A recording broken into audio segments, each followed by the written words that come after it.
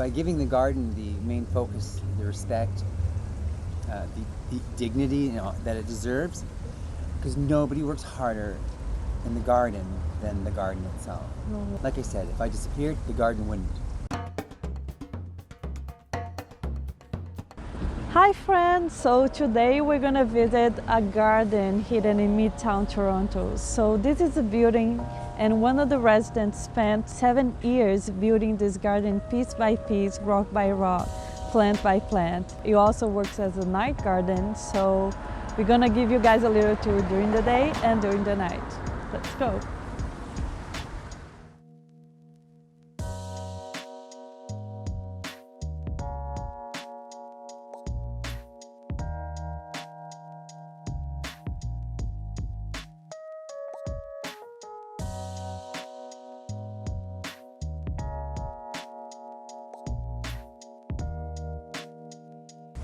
So I'm here with Brian. He's the creator and the artist behind this garden. And I just want you to tell us a little bit about the story behind this. Like, you and your husband moved to this building. When did you guys move here? Well, I moved here from Australia 10 years ago, and I grew up on a farm, and I always had access to nature and the ability to play in nature. And so when I came to Canada, I was lacking that connection that I had had for so many years. So I didn't have many options because I didn't own my own land anymore. So I looked out one day and I thought, wow, here's some land. Nobody's doing anything with it. It's just sitting here. There's no fence. It wasn't protected. It wasn't respected. And I seized the opportunity and I started 7 years ago with one flower, one dahlia, a little tiny garden bed, a shovel, and the next year it grew bigger and bigger, never having asked permission to do the garden.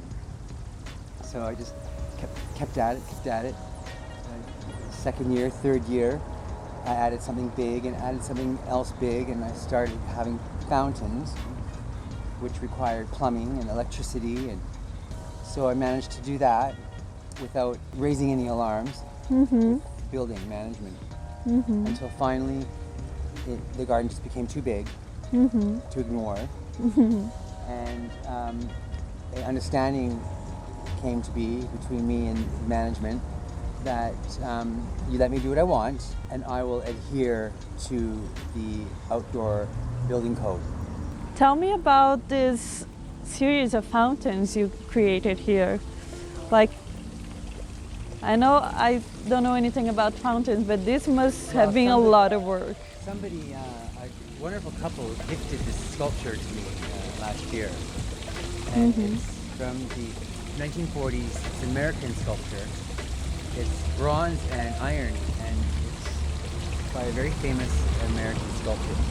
It's called African Elephant at the Watering Hole. And it's one piece, it weighs 2 tons.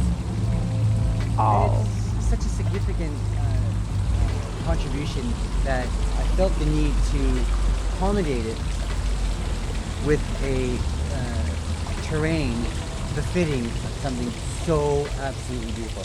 So I made a waterfall, and I made a creek, and I made the sound of water omnipresent, just like I imagined it would be at this specific watering hole. It took years before people felt comfortable with the idea that it's their garden too. Right? I may have built the garden, but it's not my garden. I built this garden for everybody and anybody who needs a garden. I can see. We all need a garden. I can see, definitely. When I moved here, there was no worms because there was no fence. The tree was dying. The garden didn't breathe. It had no soul. It wasn't even a garden. The space upon which grass grew, miraculously, it didn't breathe. There was no lungs. There was no heartbeat. And what do the other residents think about it? Do you have any positive response? Well, you know, gardens are emotional creations, very emotional entities. And some people have the skill set to facilitate that type of emotion. They can rationalize what they're seeing, and they can understand that what they're seeing has been cultivated from a deep place of concern for nature, passion for flowers, and a need to nurture and nourish. Every gardener needs those things. Yeah, and talk a little about the work you put here. How many hours of work do you do each day in this garden? On average, I work 16 hours a day. Oh my God. I start at 8 o'clock in the morning, and I usually go in at either 12 or also start at 11 o'clock, and I'll go in at 4 a.m. And gardening is a lot of work. It's an investment, and it's long-term benefits for long-term effort. So a lot of people, tiny effort, they get a burst of outcome. Very short-lived. You do a ton of work. The benefits are there to last for years. You plant a tree in 20 years. That effort is evident. Just one thing, and I plant hundreds of things. I try to self-seed as many things as I can, and I love worms. I love every year that I increase the garden by 3 inches, the topsoil. I started a worm farm years ago. You don't even need a shovel to dig in my garden. You can dig with your hands if you want to, and I do, which is why I have nails like this. But I do use my hands. I have the most expensive set of gardening tools that you can buy. A gift from a client. Titanium, the most expensive, the most incredibly beautiful gardening. I prefer using my hands whenever I can because I have a relationship with the soil, because I created the soil. So I need to communicate with the soil.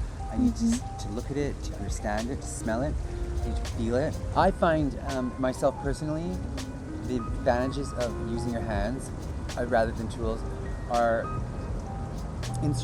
they're so numerous.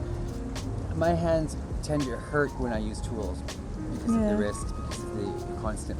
With your hands, they're unpredictable. You never know what they're going to do next. It's exhilarating. And you can feel the soil if it's moist. Oh my God, it's intimacy. Everything's running through your hands. Every rock. Literally, when I sift my sand, I'm touching every piece of dirt in my garden. Every piece of dirt I have to touch. Yes, that's beautiful. Like every piece of dirt in your garden Every has piece of your dirt touch, literally. I have sifted through my soil sifter. And it is magical. I feel magical when I'm finished. When I look down and there's not a twig or a pebble on the first 2 inches of soil. The drainage is there. The worms can breathe. Everything is new and ready to go to sleep. That's so amazing. It's ironic when you lift your garden and then it goes to bed. When gardeners come here, and they do, the first thing they do is they take a pitchfork and they stick it in the soil. And I challenge them. I know it's going to go through. You're going to get a foot, no matter where, because without that, the garden doesn't have protection. So when people come here and say, why are my plants not growing? Well, because you don't have soil. Yes. You don't feed your crust.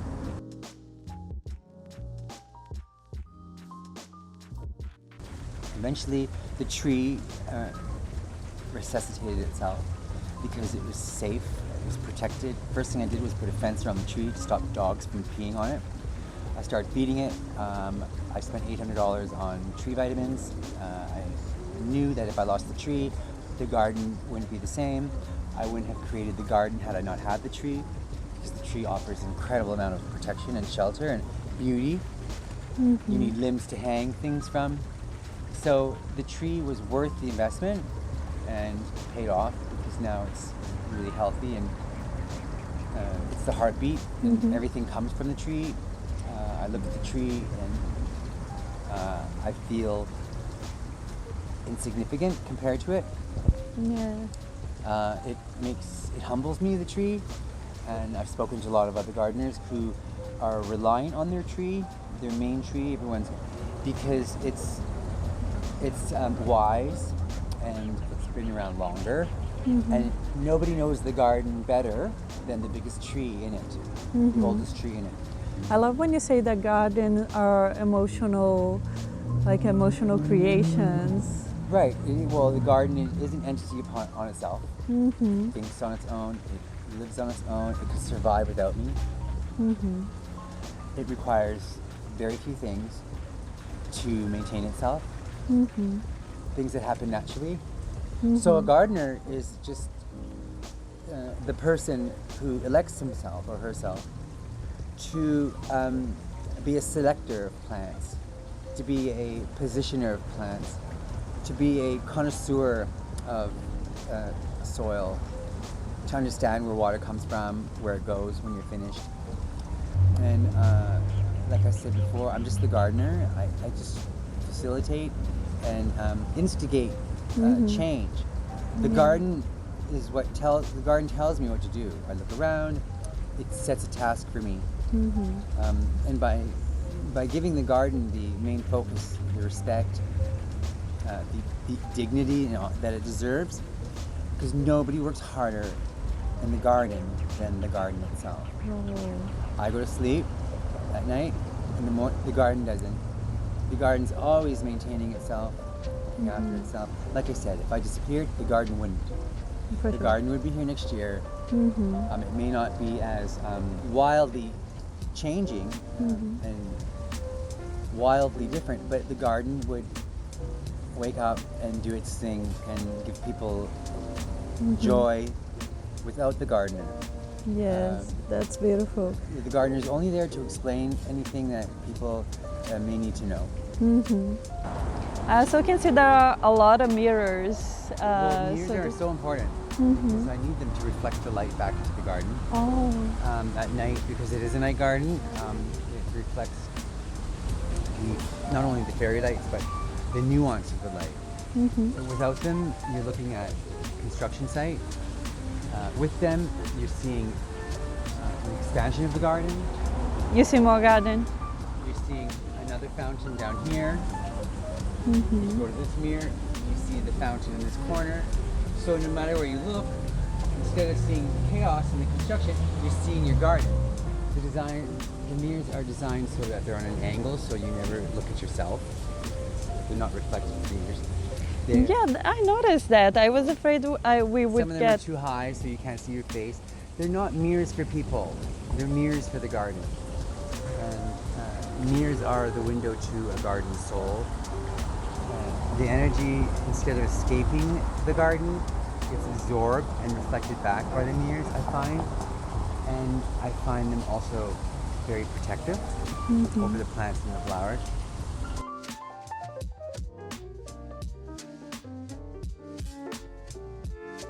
So a lot of things in this channel is about people helping plants, but also plants helping people, like how plants are a source of joy for people and how plants help our mental health. Well, this is a mental health garden.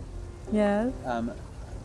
There are two types of people. There are people who can nurture, and there are people who need to be nurtured. I'm a nurturer. I've always been a nurturer. I don't need to be nurtured. I need nourishment, like everybody. But this garden helps to facilitate within me the need to be of service. I don't have children. I have a dog. I've always had animals. But the requirement of me is bigger than maintaining my domestic animals. At times I've raised fowl, chicken, birds in Australia. I've raised rabbits. I've always had to be raising something, helping something along, plants, seedlings, flowers, people. And before you know it, there's no space for another plant, which is where I am now. I've completely maximized this year, but I think there's still things I can move around to make room. There's always room for more. Well, you always want something new in the spring that you planted in the fall that you didn't get to see flower. Speaking of love, does your husband help you in the garden? Look, He's always there if I need something. He is a craftsman. He works with wood, so he created my entrance, my wishing well, my wheelbarrow, just all the little beautiful wooden things that you see, he created. And your husband made this? This hammock is made from cedar, yes, he did. He made it Oh, by hand. this is amazing. I never seen anything like this. Well, neither have we. I asked him to make me one because I had some injuries from an accident that I had years ago, and I had a difficult time getting out of hammocks, the traditional ones that bend. So this he created to keep the shape of your body. Oh, that's nice. Instead of dipping in the middle, it contours to your actual position. So you always feel safe, you always feel stable, and it's also a nice swing, and I love it. Transformed this area of the garden. Yes, the main attraction of this So area. I kept this patch of grass just specifically to go with the hammock. And I promised him that I would never plant flowers. But yesterday I did. Without his support, it wouldn't be possible to do the garden. Not only because he drives me everywhere I need to go. Sometimes it's once, twice a day. But he's also very understanding. When I am out here until 4 o'clock in the morning, there's a reason. I'm not just sitting back smoking joints. I'm working until the very last second I go through the door. And he's very understanding, which is amazing. Yeah, and you guys got married in We got married here? right where I'm sitting. Yeah. Like literally exactly where I'm sitting. Yeah, how many years ago 3 was years it? ago. Oh, On that's August the amazing. 25th. Yeah, we got married in the garden, and I figured we spent so much time and energy, myself especially, in the garden, that what better place to get married. So we did, and it was amazing. It was marvelous. All of the things that you would want your wedding to be. It was romantic. The garden played its part. It was the main guest. And for that reason, I always make this area back here a reflection of that feeling of love and romance and dreamlike. And the history that comes with the garden. Yeah, I always honor this area with a visual reminder of love.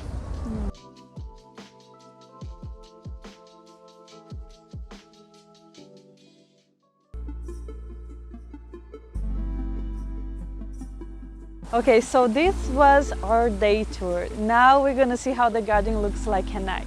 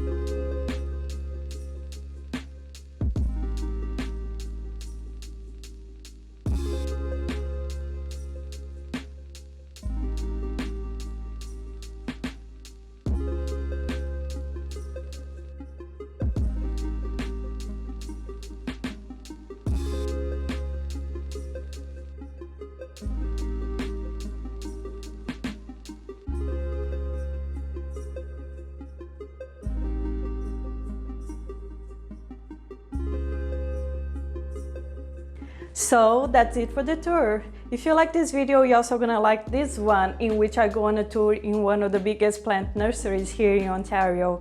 Thank you for watching, and I'll see you soon. Bye!